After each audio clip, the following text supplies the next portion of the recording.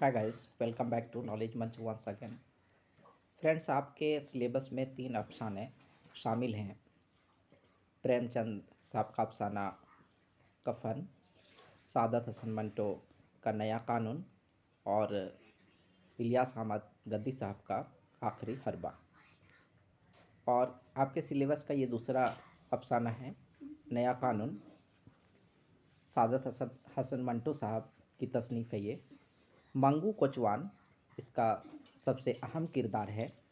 और आइए चलते हैं, इस अफसाने को शुरू करते हैं और किरदार पर और मुकालमे पर और क्या कहानी है इस पर आपकी गहरी नज़र होनी चाहिए। आइए देखते हैं। मंगू कोचवान अपने अड्डे में बहुत अक्लमंद आदमी समझा जाता था।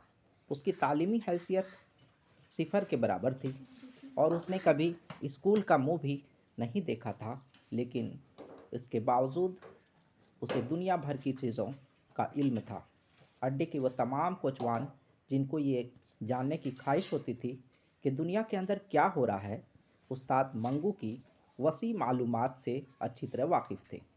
पिछले दिनों जब उस्ताद मंगू ने अपनी एक सवारी से स्पेन में जंग छिड़ जाने की अफवाह सुनी थी, तो उसने गामा चौधरी, यहाँ पर आप देखेंगे मंगू के बाद, उस्ताद मंगू के बाद दूसरा किरदार यहाँ उभर कर सामने आ रहा है, गामा चौधरी।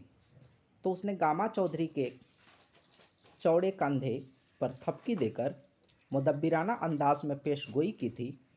देख लेना चौधरी, थोड़े ही दिनों में स्पेन के अंदर जंग छिड़ जाएगी।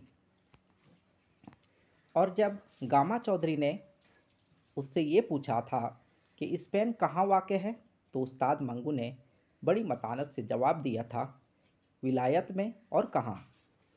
स्पेन में जंग छिड़ी और जब हर शख्स को इसका पता चल गया तो स्टेशन के अड्डे में जितने कोचवान हल्का बनाए हुक्का पी रहे थे, दिल ही दिल में उस्ताद मंगू की बड़ाई का एतराफ़ कर रहे थे। और उस्ताद मंगू उस वक्त माल रोड की चमकीली सतह पर तांगा चलाते हुए अपनी सवारी से ताज़ा हिंदू मुस्लिम फसाद पर तबादला ख्याल कर रहा था। उस्ताद मंगू को अंग्रेज़ों से बड़ी नफ़रत थी और नफ़रत का सबब तो ये बतलाया करता था कि वह उसके हिंदुस्तान पर अपना सिक्का चलाते हैं और तरह तरह के जुल्म ढाते हैं। मगर उसकी नफ़रत की सबसे बड़ी वजह यह थी कि छावनी के गोरे उसे बहुत सताया करते थे और उसके साथ ऐसा सलूक करते थे कि वह गोरे के सुर्ख व सफ़ेद चेहरे को देखता तो उसे मतली आ जाती।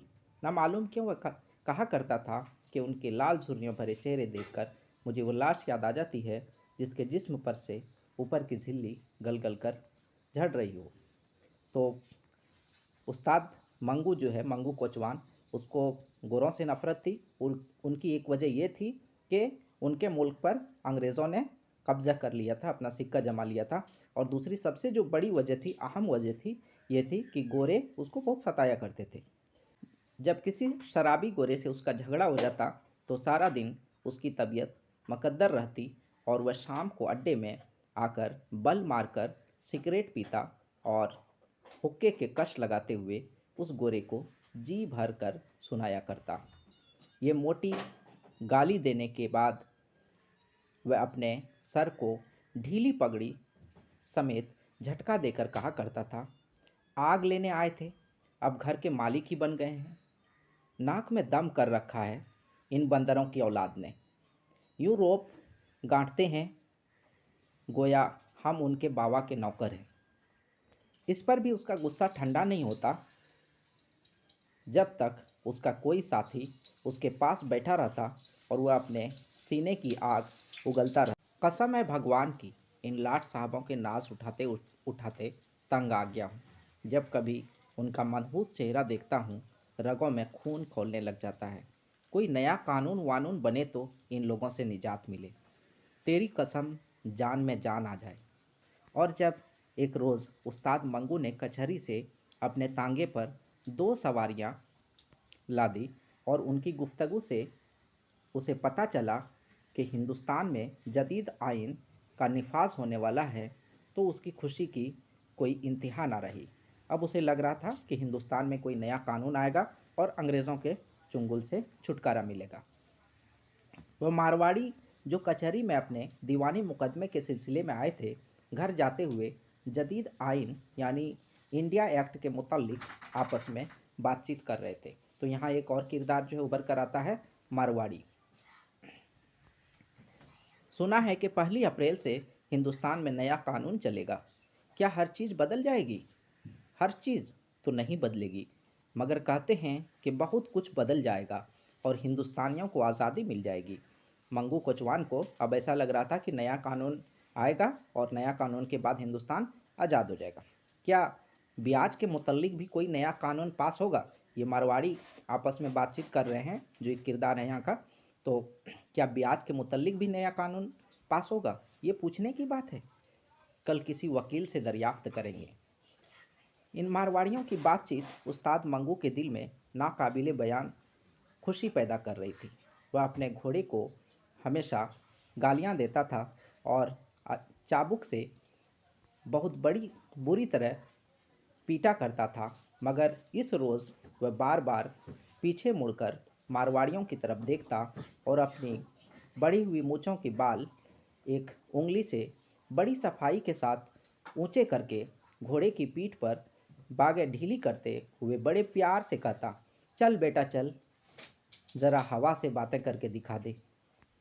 मारवाड़ियों को उनके ठिकाने पहुंचाकर उसने अनारकली में दीनू हलवाई, यहाँ पर एक और किरदार उभर कर सामने आया है, दीनू हलवाई।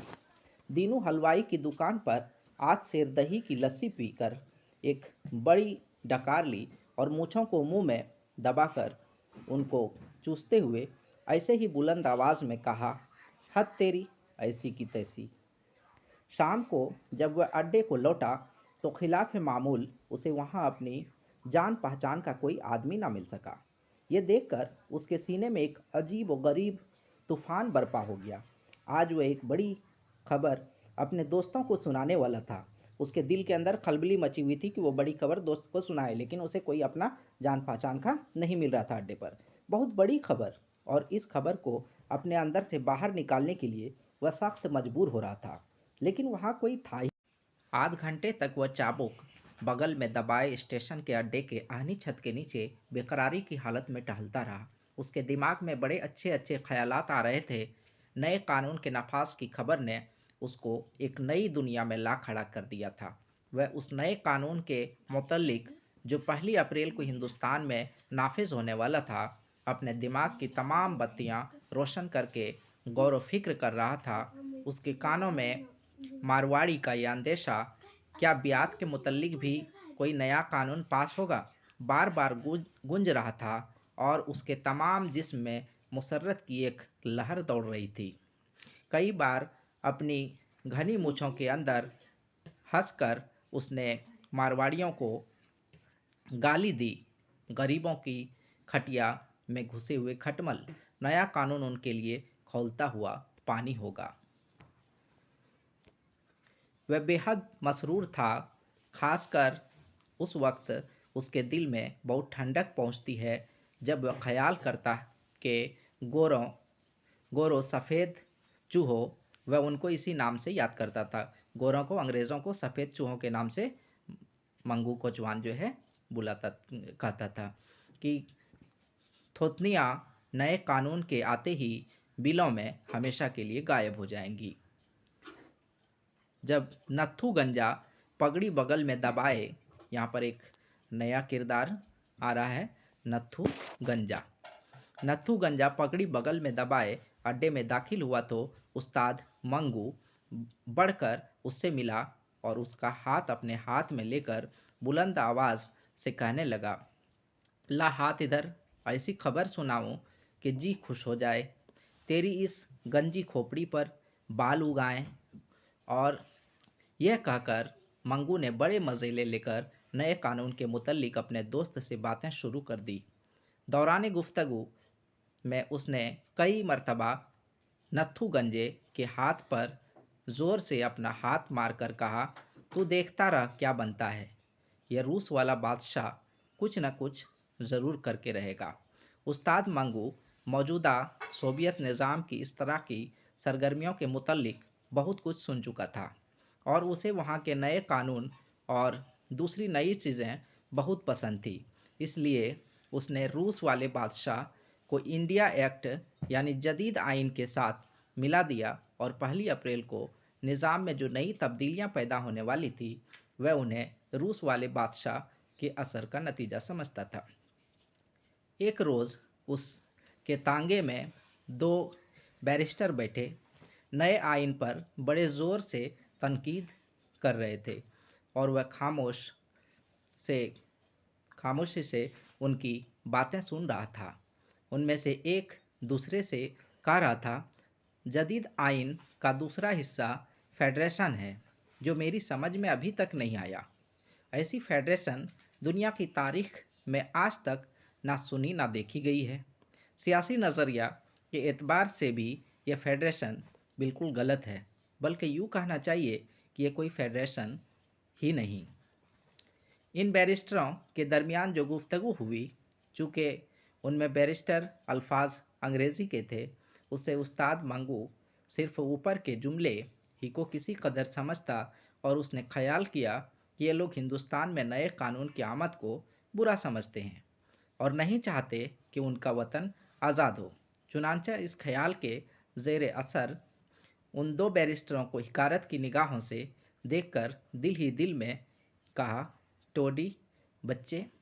जब भी वह किसी को दबी ज़बान में टोडी बच्चा कहता तो दिल में यह महसूस करके बड़ा खुश होता था कि उसने इस नाम को सही जगह इस्तेमाल किया है और ये कि वह शरीफ आदमी और टोडी बच्चे में तमीज़ करने की अहलियत रखता है। तो फ्रेंड्स वीडियो ज़्यादा लंबी ना हो जाए, इसलिए इसका आधा पार्ट जो है नेक्स्ट वीडियो में इंशाल्लाह हम लोग देखेंगे। सी यू अगेन। अल्लाह हाफिज़।